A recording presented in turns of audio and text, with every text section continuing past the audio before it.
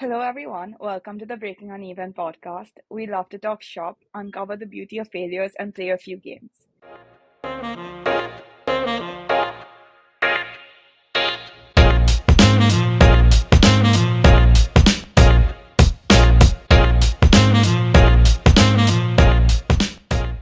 Today, we have with us Ahana Banerjee, the founder, CEO of Quill.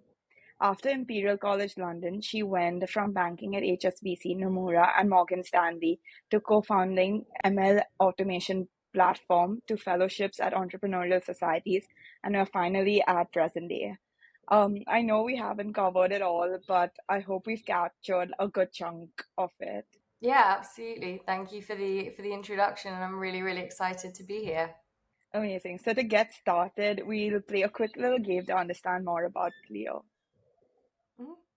Cool. So this game is called the Twitter Pitch Challenge. And basically, Twitter is known for its 280 character limit on every tweet, which sometimes makes it difficult to convey all your thoughts.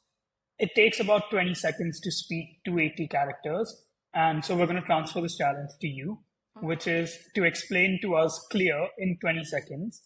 But it's not that easy. You also need to use one emoji and one hashtag in your tweet. Okay. Is everything clear? I think so. I can have a go. You might have to cut me off after the 20-second mark. Should I go? All right, so I'll just put on the stopwatch and the time starts now. All right. So clear phone emoji helps people buy and track their hashtag skincare routines.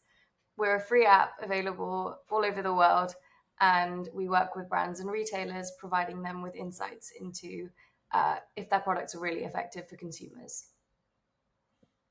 Okay, awesome. You were just below 20 seconds. Okay, So you have phew. passed the challenge. What a And stressful way to start things off. no, but since you passed the challenge, you have unlocked the conversational part of the podcast, which I'll hand over back to Janvi for. Good, I'm glad. Amazing.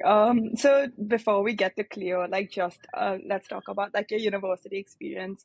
So even did my university in London at LSE, and we get involved in like so many societies. But I love the fact that your university society contributions, fellowships are given as much importance as your banking roles and internships on your like LinkedIn page. So what do these societies and communities really mean to you, and what was your experience like?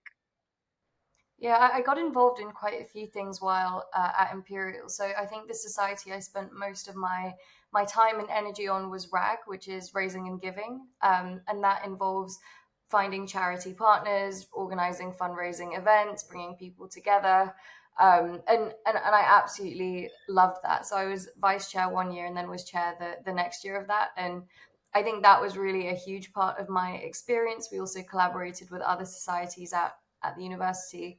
And then aside from RAG, I was also part of the Live Music Society. So I don't know if you can see my guitars in the background, but I am an avid guitarist and singer. So that, a lot of my happy memories come from that.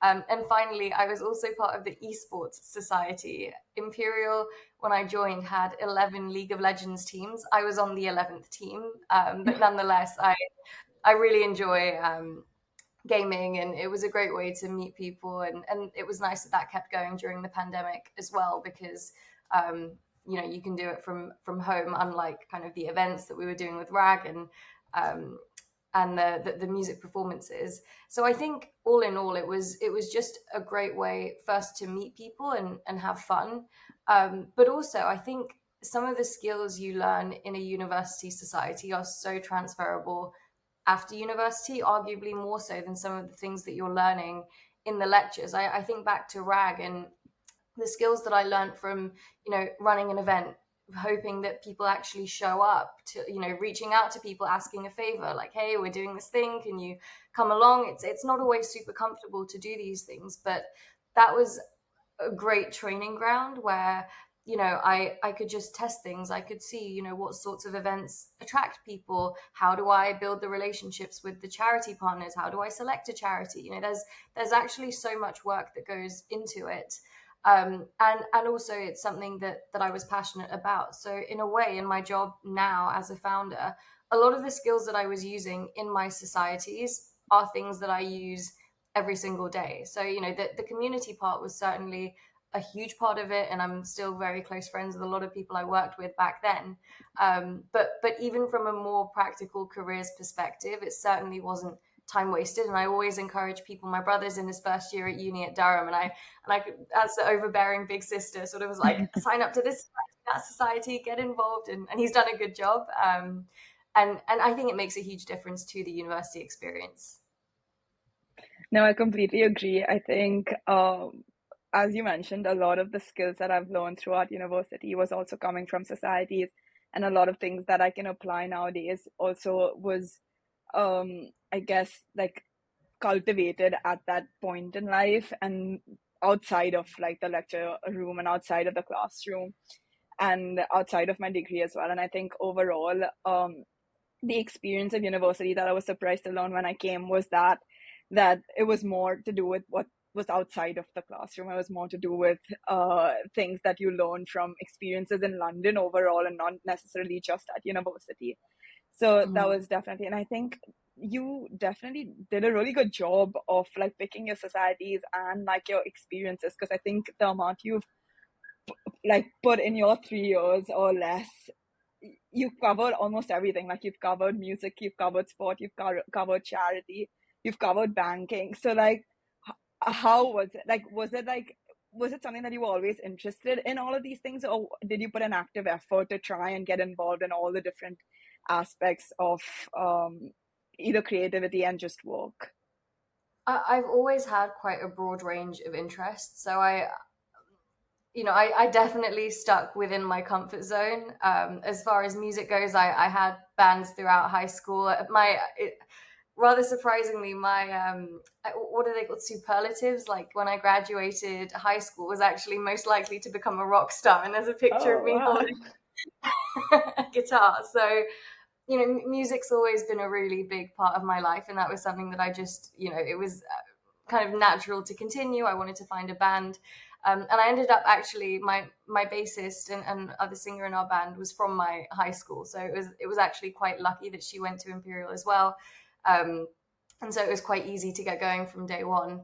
And I think again with esports, I played a lot more League of Legends than I should have in my last year of school. So now I got to do it as part of a team, and I could say that it was worthwhile because we were competing.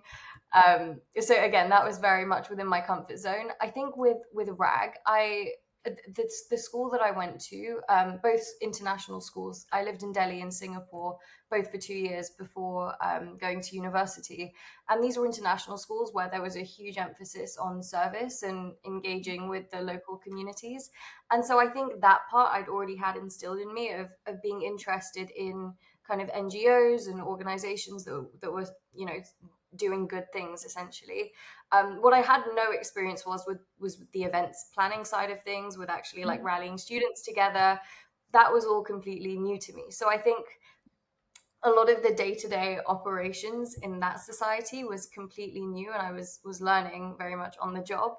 But at its core, I just picked things that were interesting to me, and I think that's very much been a theme throughout my life. I've just tried things that seemed interesting to me, and I haven't really pushed too much against something that, if I don't enjoy it, then there's no point forcing myself into something that I don't like, with the caveat being I kind of did that with my degree in the end. But aside from my degree, I've tried to pick things that were interesting. And to my credit, I did love physics when I started my degree. It was only after I started that I got put off a little bit, and then it became an uphill battle. But no, I think that there's so many great opportunities at university, and it is the time to just throw yourself into as many things as possible. On the career side, as soon as I figured out that physics isn't what I wanted to do, I took full advantage of the fact that I was in London and there are companies that have events, internships, things like that. So I wanted to learn, and I was curious, and I think I just let that curiosity drive me to learn new things, and kind of has steered my path to where I am today. So I totally get what you mean about the kind of alternate learnings you get while you're at university. In fact, I studied in London as well at the LSE with Janvi, and we were both part of so many different societies. And for the longest time, I didn't have any of that stuff on my LinkedIn. But as I spoke to people and those experiences came out, a lot of people told me that you should put those up because, like, those are the learnings that matter almost as much as anything work related. And coming to one of the other things that's there on your LinkedIn is Quill, right, which was your first startup. And if you see today, right, we've got the likes of Fireflies AI, Auto AI, and all of these that are like really becoming more and more popular every day, which is kind of what Quill was. At least that's what we grasped from it. So I wanted to know, why did your journey end with Quill in December 2020? Well, I think some of those competitors are a part of the reason, for sure. It's an interesting story. When I started working on Quill, it was the summer of 2020. COVID had just hit, and at this stage of my life/career, I was between my third and fourth year of uni. I'd already actually worked in a very early stage startup in the student graduate recruitment space, and that had helped pinpoint for me that that's what I wanted to do eventually. But at the time, I didn't really see any path of getting there. I didn't know how to raise money. I just didn't know how to go from 0 to 1 at that stage. But because of COVID, all of my fourth year societies, except for esports, and my mum wasn't too happy with me playing League of Legends all day, were cancelled. So I thought, I've got this free time. What can I do with it? Why not just start an idea if one day I want to do this? And it doesn't matter. I by then secured my grad jobs for after I was going to graduate. So I was going into my fourth year in quite a strong position. And I tried to, I spoke to a couple of investors. I went along to some talks about early stage startups, and I came away with 2 lessons. The first was I should do something B2B because that's what founders do. And the second thing was I should pick a problem that I've experienced. And I think I took that at quite a surface level approach of trying to think, okay, what problems have I experienced, which I could build a solution to that I could then sell to a business. And I thought back to the banking internship I'd just finished, and the thing I hated most about it was the fact that I was taking meeting minutes all day.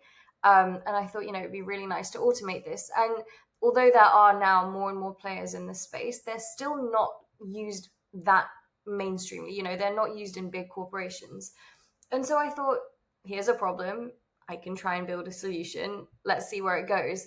But that was about as much due diligence on the idea as I did. I did 0 customer interviews. I didn't really do that much market research. I looked into what the existing players were.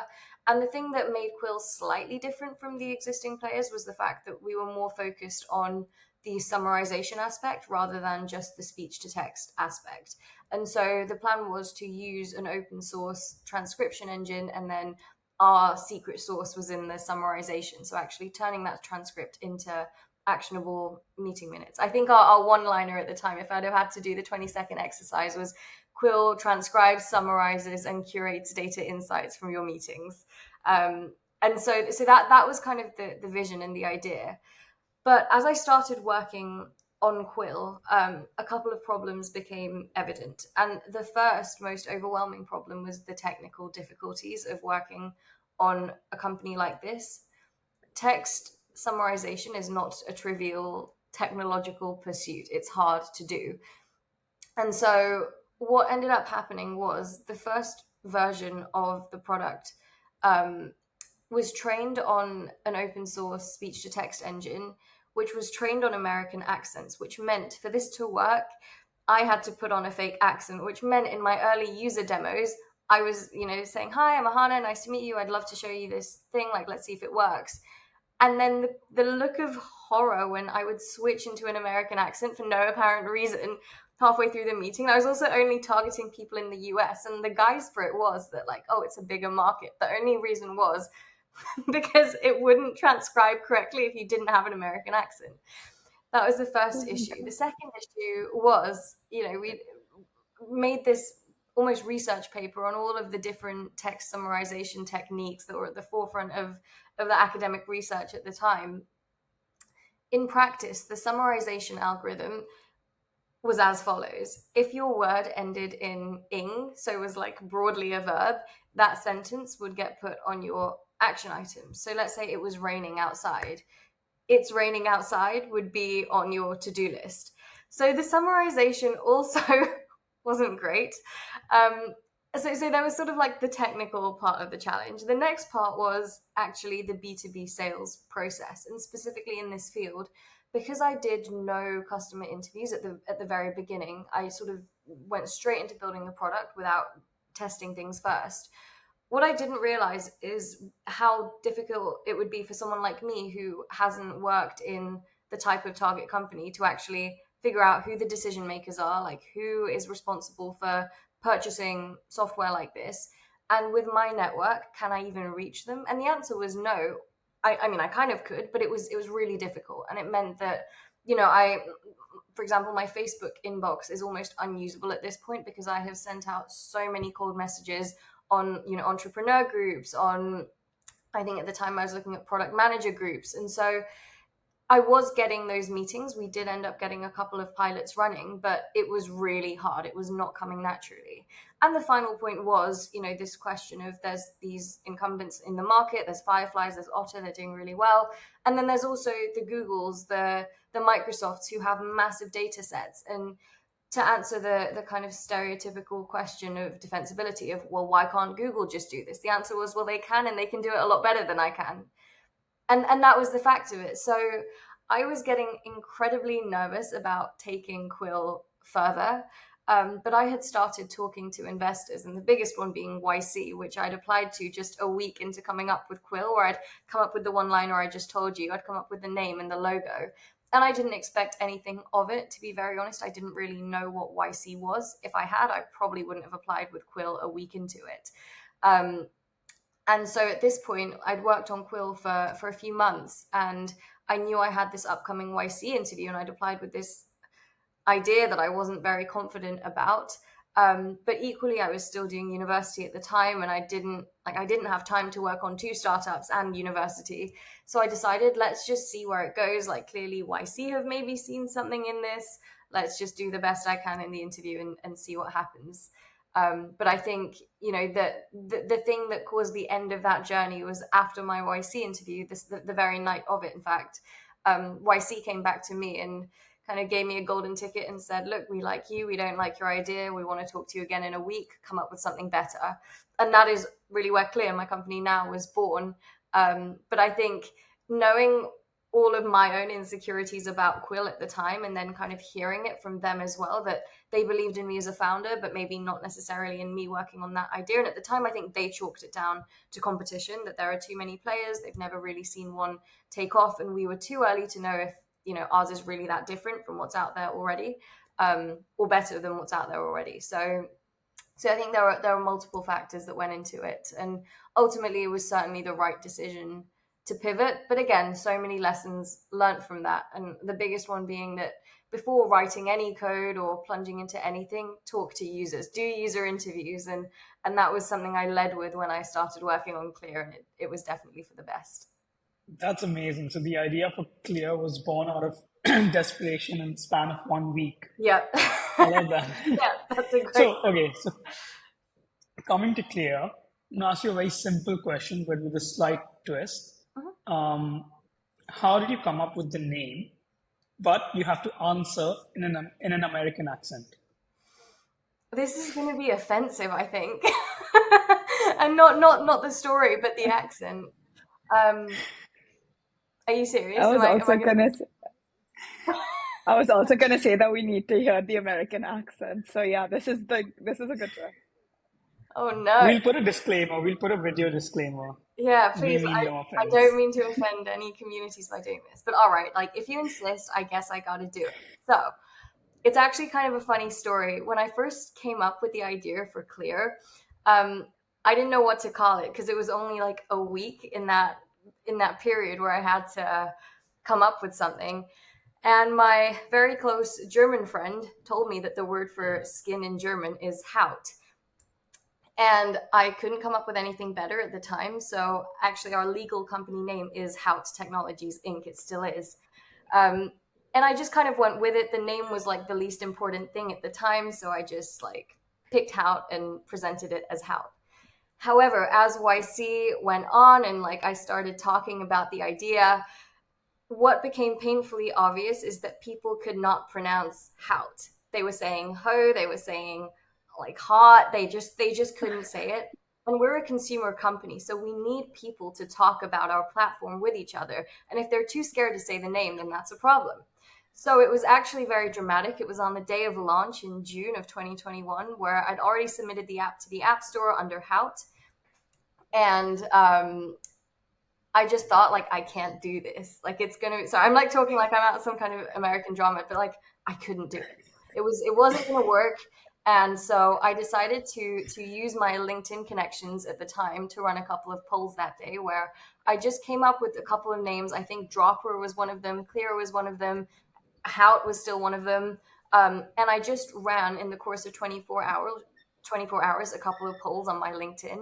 And in the end, Clear was the top choice by the audience. It was just one of the names I'd picked. I think it was a much better name. The big downside to it is it's a much more common word. It makes things like showing up on the App Store harder. It makes showing up on Google harder. And I was well aware of that. But I just decided to stick with it. And those were problems that if we built a really good product that became popular, that problem would be solved anyway. So yeah, it was really due to my LinkedIn community who voted in my polls and helped me decide on the name in a very dramatic 24 hours. And then I changed the name to Clear. Wow. It was so difficult for me to focus on your answer because I was just wowed by your accent. I mean, I'm pretty sure no one will take offense. That is an absolutely brilliant American accent. Thank you. I mean, that's how we got the first couple of sales at Quill. It was through my convincing American accent. No, amazing. A great job, honestly. It was. I'm mortified that you made me do that. I really hope this never comes back to haunt me.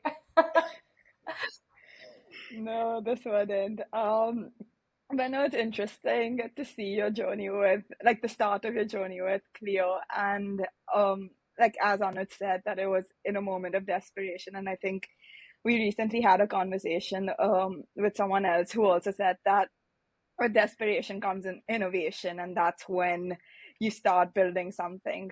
Um, you also have mentioned that you started Clio because your own personal acne prompted the idea. So was the original idea what was the original idea in that 1 week when you had to pitch something to IC? What Yeah. was it? Yeah, so interestingly, it's not too different from what it is now.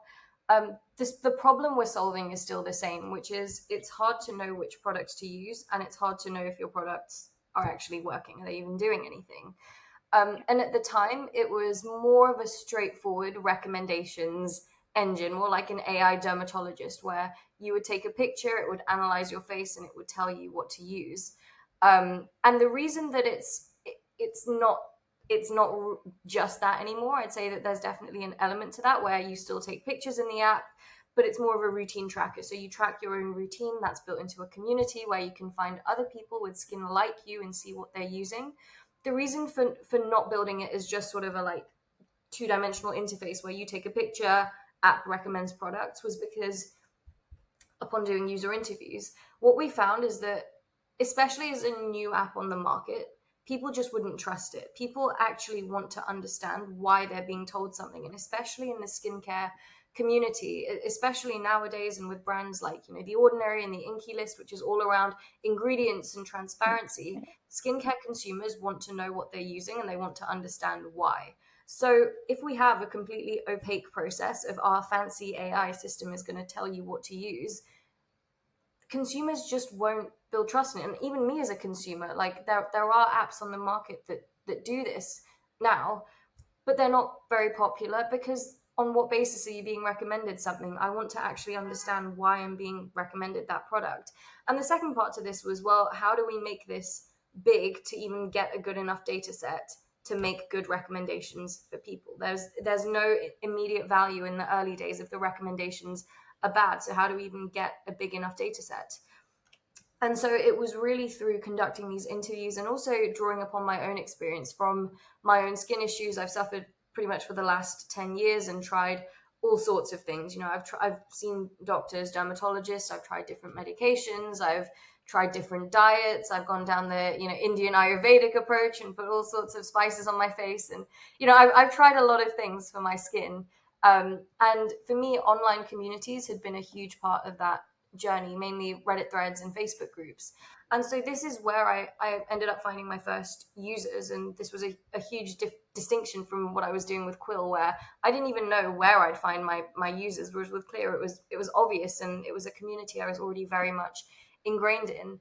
And so when I started talking to people and trying to understand why they make the skincare decisions they do, what is actually the driving factor behind someone researching a product and then ultimately purchasing it, and it came to community. It came to actually hearing about people with skin like them using a product. And the challenge with the existing platforms is that Facebook's not a skincare platform. So on a Facebook group, you can't filter people by, oily, acne prone skin. So maybe there's two people in a skincare group, but if one person has dry, sensitive skin and I've got oily, acne prone skin, what works for them might not work for me, and therefore their recommendation probably won't be valid in the first place.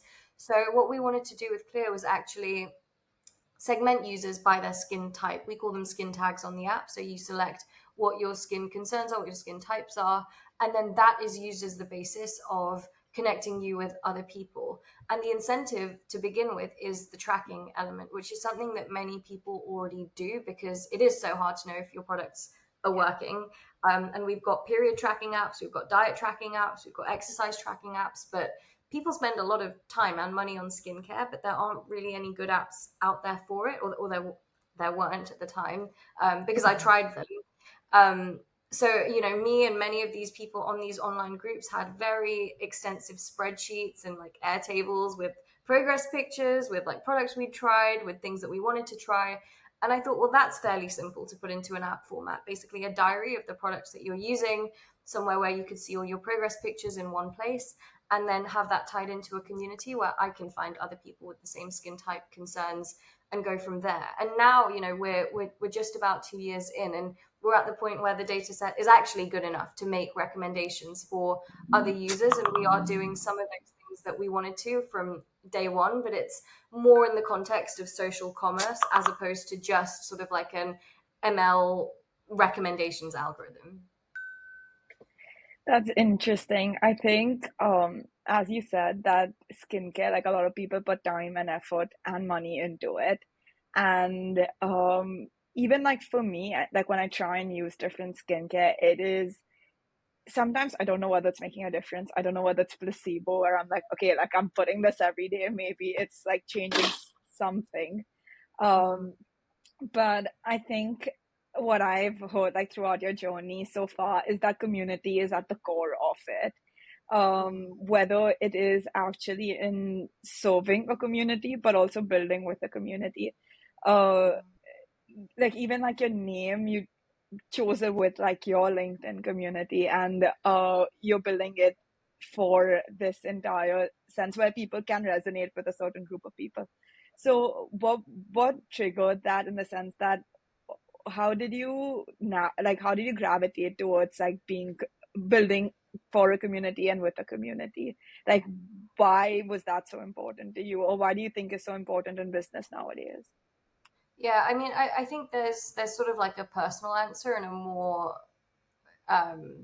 objective answer. And I think the objective one is that community is actually the most effective way to sell products. So there's been a lot of research done in this approach called direct to community. So, we all know D2C, direct to consumer, but actually communities are much more powerful in terms of ending up in a purchasing decision in the first place, and also retaining customers of a product or a service. So from a kind of objective numbers angle, community works as far as actually generating sales. It's far more effective than standard branded marketing or influencer marketing. But on a more personal note, I never went into Clear saying that I'm going to do a community. It was very much, I'm not going to make the same mistake that I did with Quill. I'm going to talk to people and figure out what they want. And it just came through the conversations when I was talking to people about, okay, why did you buy this product? My friend told me, or this person on this Reddit thread told me, or like my friend told me, or I have this one friend who tells me about skincare. It was always other people. It was at the core of it. And that didn't surprise me at all, because when I look at the decisions I've made, it's exactly the same. It's someone that I've seen or someone that I know who's told me to use something. Community is at the center of the decision making process. So it was more of just listening to what people wanted and thinking, yeah, well, yeah, that makes total sense. That's very much in line with my own experiences. This is what hundreds of people are telling me over and over and over.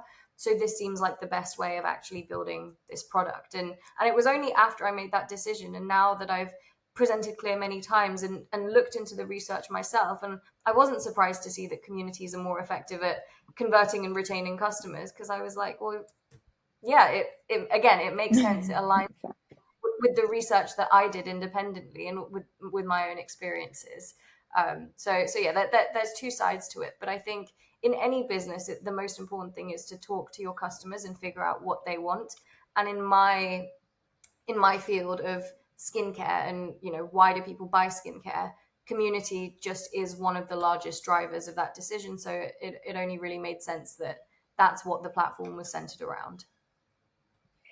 So, sorry, just one more question in regards to like what you were saying of talking to people and finding your customers before, like from you, I guess, learned that like from Quill to Clio, that talking to people was a key.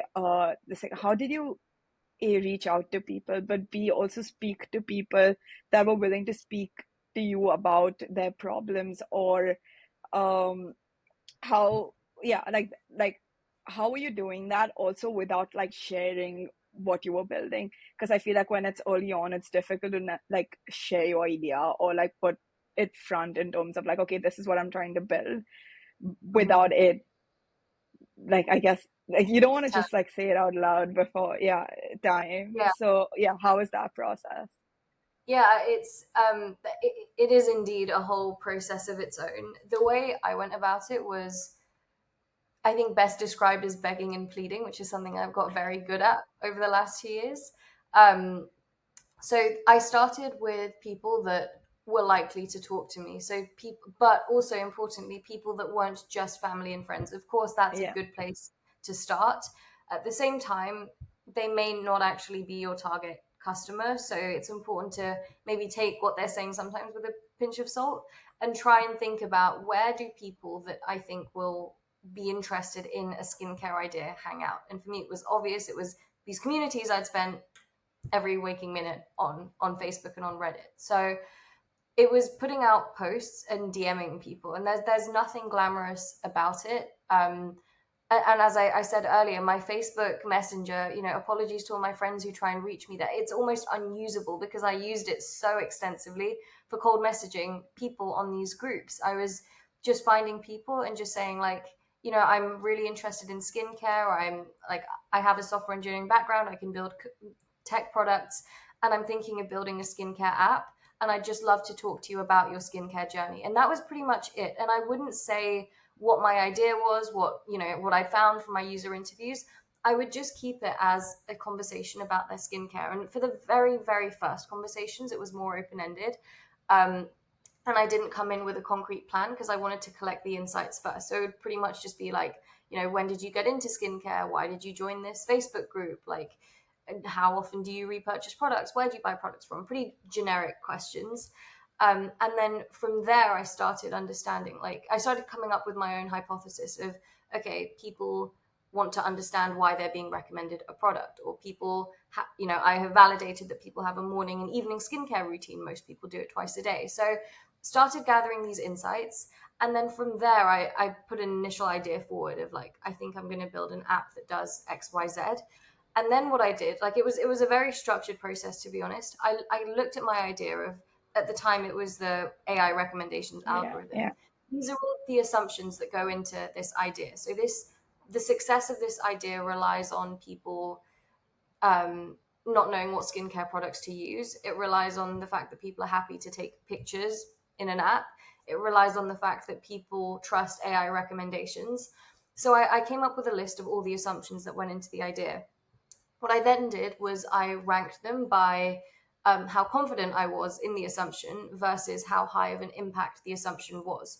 So, in other words, if the assumption I was super confident about, but was also like the crux of the business, that's pretty important. However, if I wasn't super confident about something and it was also a really important assumption to get right, that would sort of define the priority order. So the biggest one, I think, at that point was people trust AI recommendations. That was the thing that I had the least confidence about, that was like biggest impact, because that was the entirety of the platform. And so then as I started doing more of these user interviews, I would center the questions around that question without asking them outright. I'm not going to ask someone, do you trust AI recommendations?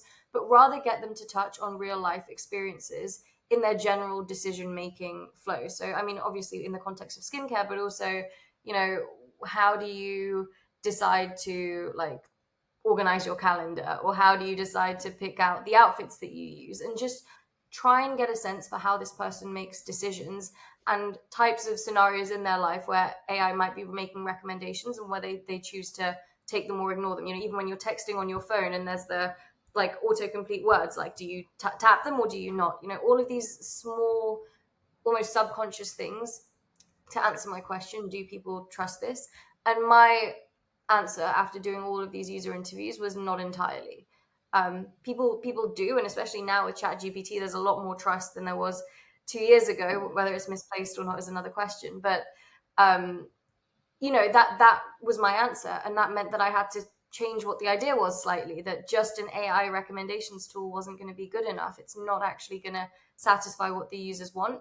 So then I kept, tweaking the idea, iterating on this process of coming up with the assumptions, ranking them in severity order, and then doing user interviews to kind of get to the bottom of whether I was right in the assumption or wrong. And then I did that until I wasn't learning anything new from these user interviews. And at that point, I thought it's time to start writing code. But that took 3 months. It wasn't an overnight process. And it was 3 months of just doing this. So I took it very, very seriously. But by doing those 3 months of work upfront meant that as soon as I started writing code, I knew exactly what I had to build. And obviously, it's an iterative process to improve the app and go from there. But I think companies can spend years figuring out what it is they're trying to do and what they want to achieve, especially if you're in a new field. You're not doing a tried and tested model, which is the case for us. I think that initial grunt work at the front really paid off as far as having a clear vision and understanding what the problems people in this community face are and how we can actually go about and solve those problems. Yeah, so speaking of your experiences and then that led to YC funding and whatever, like your entire journey, amongst all the experiences that you've had before, and we've already established there's been multiple types of them, which experience would you say help you most in wisely telling you that we believe in you as a founder? I think it's more of an ongoing thing, but I think it was the way I was raised, to be very honest. It was the way my parents were at home. I think I was always allowed to kind of speak back to my parents. And, it was small things like when my parents had friends over, being allowed to talk with the grown-ups and like eat the same food as the adults and, be expected to present myself properly and not just kind of hide away or like hide with the other kids. All through, then my teenage years, if there was something I disagreed with, I'd be allowed to at least ask the question. We wouldn't always end up agreeing, but I think it was the fact that I'd always felt heard, and my parents would always ask, how was your day at school? What did you do? They were very involved, but never once pushed me into anything. It was, and I also didn't give them a reason to push too hard against what I was doing. I made pretty good decisions for the most part, which most parents wouldn't be too worried about. But they never said you must study X degree, you must pursue X career. They really left that up to me, while being involved and providing their viewpoints on the decisions I made. So I think it was just kind of having this intrinsic confidence and security from that upbringing. And there were so many times where there were confusing identity things. A big thing was when I moved to India when I was 14, being of Indian origin, but not very cultured. It was a big shift going from the northwest of England, the British countryside, where we were the only brown family for miles on end, to New Delhi, right? That's a huge shift, especially as someone of Indian origin who can't speak Hindi, who like doesn't who celebrates Christmas and nothing else. It was a huge cultural shift as well. And I think, going through these massively life-changing events, and then, leaving India, moving to Singapore, it's another entirely new country, very, very far away from what I consider to be home. These are massive changes, but I think being able to have such an exciting childhood and see so many different cultures, but always have the grounding of home and family has been incredibly important. And even now, I think with this job, there's many benefits. There's some downsides, and a downside is it's a lot of work, to be very frank. And it was only very recently that I took my first holiday in years, and it's constant. It's on the weekends. If someone has a complaint about the app, I am still customer support. It's up to me to fix it, and it's at all hours. So it's very, very all encompassing. But I think with any career, it's important to have the non-negotiables. And this was a lesson that I think in my like first spring week as an undergrad, someone told me, and they were saying it about banking, and I think they were trying to like be like, this is intense, like you should know what you're getting yourself into, so like make sure you know what's important to you. And for me, what is incredibly important to me, and what what I'm not willing to sacrifice on, is my relationship with my family. And that's something that, to this day, as a good Indian child, I call my mum once, twice a day, but I do it because I want to. There's no compulsion. I just have that kind of very close relationship with my family. And for a long time, I viewed them as my co-founders. They know the ins and the outs of what's going on with Clear. They've helped me make so many decisions. They know me better than anyone else does. And they keep me very grounded as well, because they're what's most important to me. So I think really, like, I would not forget about like the entrepreneurial achievements. I think any of the achievements I've had, whether it was going to a good university, pursuing a difficult degree, getting any of the internships I did, I think the fact that I was even able to apply for any of these things and have the confidence to is because of the way I was raised, and because my family have always believed in me. I love that. I absolutely love that. I mean, I totally get what you mean, because I've had kind of a similar upbringing, and I've had, I call my ages from 15 to 19 my rebellious years, because that was when I like really questioned everything my parents told me to do, and they would always answer every question. But yeah, I totally get what you mean. And I love the fact that, the reason behind all of, I mean, practically the reason why you are where you are is so personal as compared to, oh, I was able to do this at university or that at university. Not to diminish that, that's a different kind of experience. But since we've gotten so personal, um, let's go to the next part of the podcast, which is called Two Lies, One Truth. And basically, to understand a little more about your journey, we play this game. And whether it's challenges or big achievements, whether it's clear or personal, you have to give us two statements that are false and one statement that's true, that's the truth. And then we'll take it upon ourselves to guess the correct one. Oh, this is tough. Yeah, take your time, think about it. Okay, I'm ready. So the three statements are, and it's two lies and one truth, right? Yeah. Okay. I am a national level chess player, is the first. The second is I was a professional horse rider as a child. And the third is I was a professional gymnast as a child.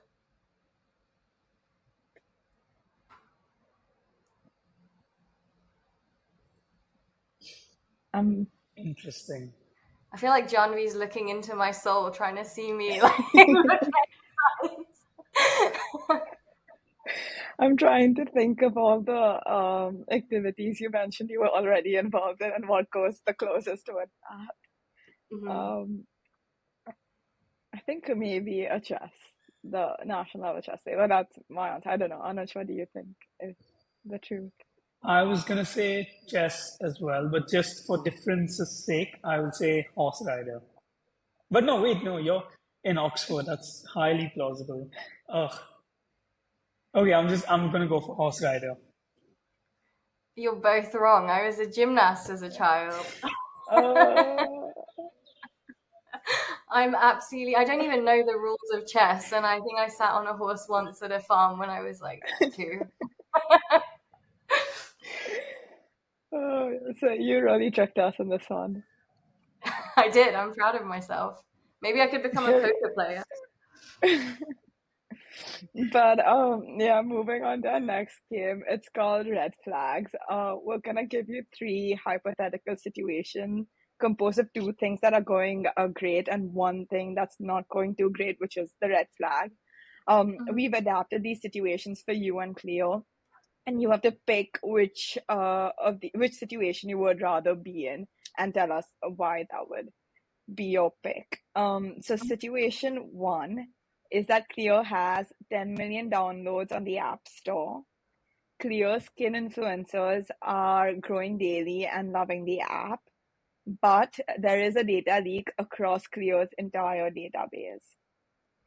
Situation two, Clear's new auto tracker is allowing people to reach 200 days of routine tracking.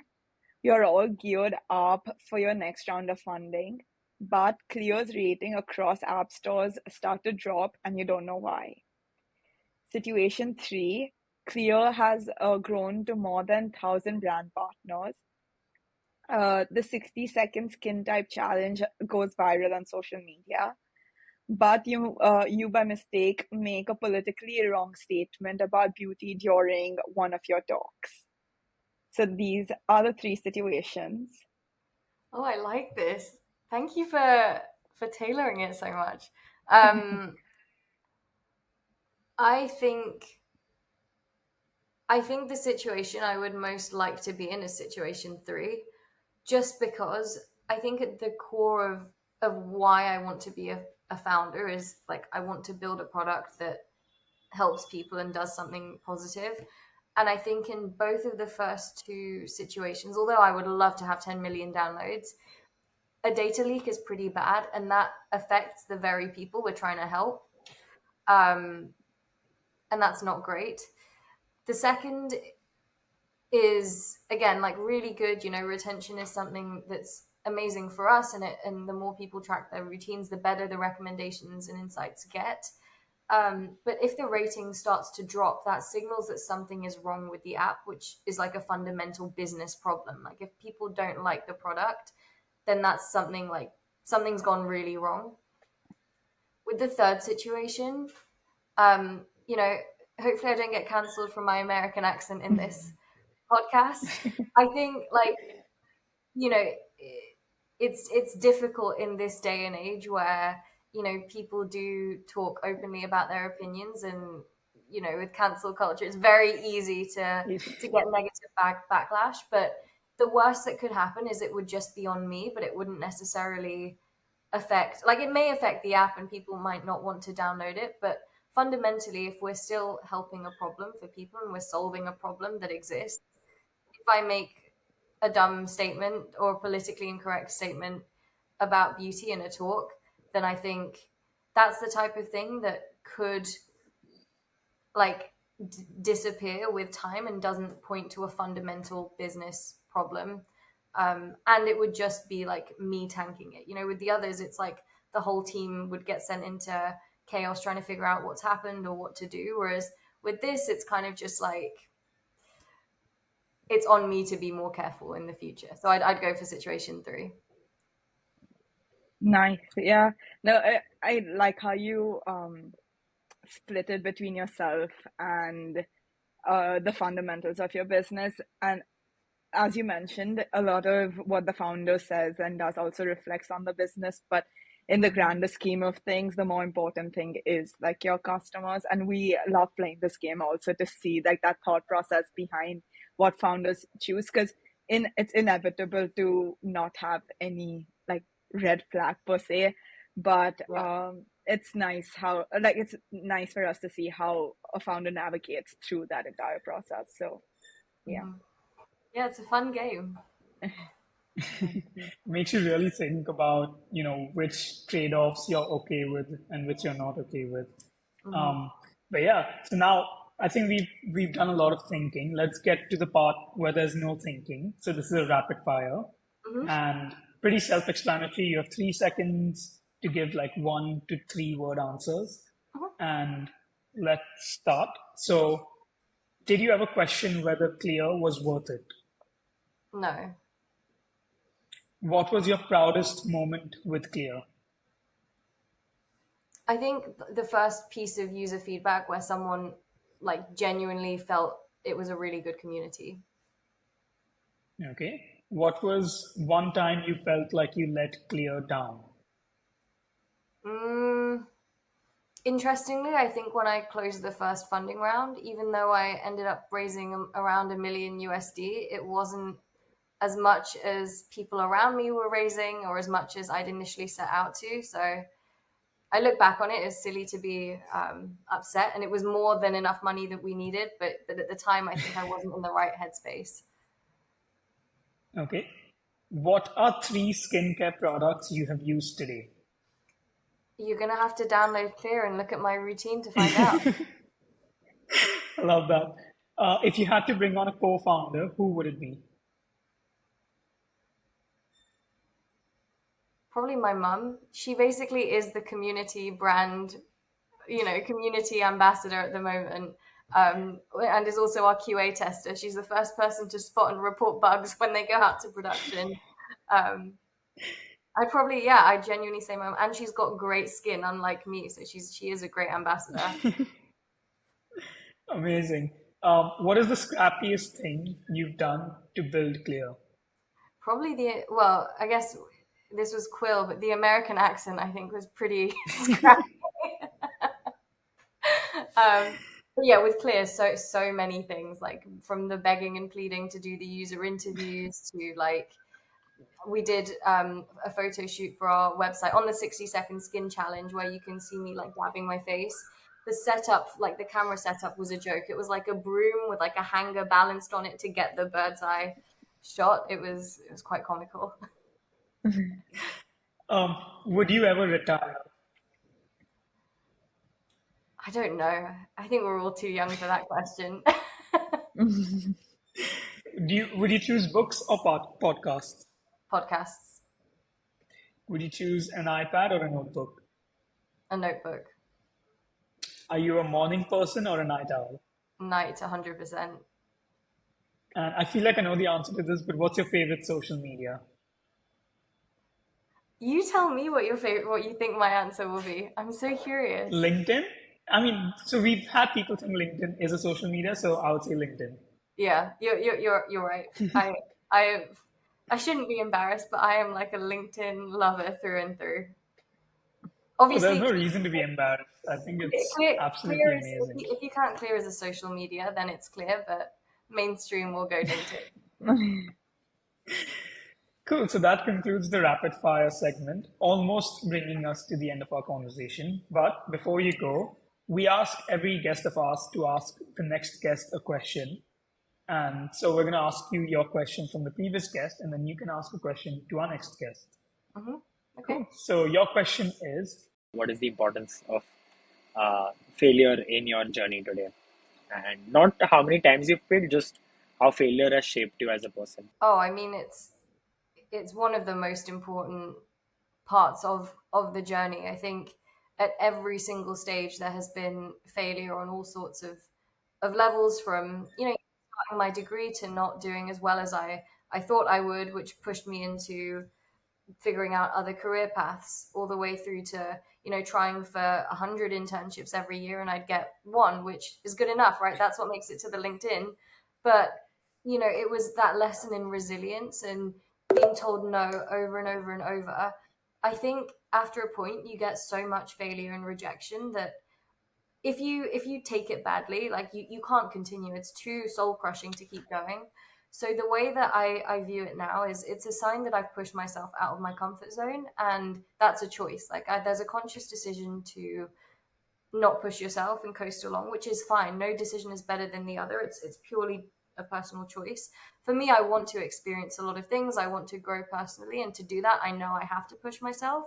So if I'm pushing myself to the point that I'm failing at certain things, then it's a sign that I'm on the right track. And I look at all of the big achievements in my life, and from getting into YC, if I didn't apply and get rejected from pretty much every other accelerator, including my own university's accelerators, like I wouldn't have been able to start the company at this stage. Or if I didn't reach out to like 500 people to do these user interviews, yeah, some of them said no, some of them didn't want to talk, but the ones that did have allowed me to build a product and get to where we are today. So I think like failure is absolutely just a sign that you're pushing yourself out of your comfort zone, and then it's up to you to decide whether that's what you want for your life or not.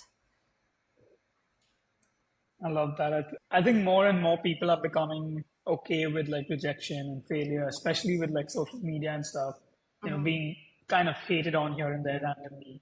And it is important. I mean, I think Jami and I have both been through the, 50, 100 applications, get one kind of this thing. And it really just prepares you so much more for life. Like, Yeah. then you're just like, okay, cool. If you reject me, that's fine. I'll just move on. And it's just that mindset that's super important. Go for it, Jami. Yeah, I was gonna say that the internship thing, like applying for 100 and getting one, really hit because, like, as he mentioned, like we've both gone through that. But I think again, like throughout our conversation at the beginning, we mentioned that it's about the learnings beyond the classroom, right? And that was one of the biggest learnings for me, like to understand how to get out of, like how to deal with rejection and how to grow from that. Because I think when you're young and university and things like that, it doesn't come as often. Or at least to me, I was lucky enough where I wasn't rejected that much to that degree before that age. And it was you take a lot of it personally at first, but now at this point it's so like it doesn't make a dent to like anything because you're so like used to it that you learn how to like bounce back and grow so much. But no, like I agree with you in terms of like rejection overall, and just how failure is sometimes the key to like a lot of things. I think like throughout our conversation, there's so much more. Like it's been an absolute pleasure, but I think we could ask you so many more things to learn from your journey, whether it's like being a single founder or like even like your entire journey at YC. We didn't even get a like touch on that. So hopefully we can have you back at some point. But truly, like it's interesting to see how you've built Clio so far. Thank you. I have to brush up on my American accent before the next one. That time we can have the entire episode in your American accent. No, it was so lovely having you on. I think, it was an absolutely insight-packed episode, and we'll definitely bring you on board again. There's still a lot to uncover. Thank you. I really appreciate you both taking the time to chat, and thank you for this conversation. I really enjoyed it. I think I enjoyed the games that you guys prepared ahead of time. So yeah, just really, really appreciate it. Thank you.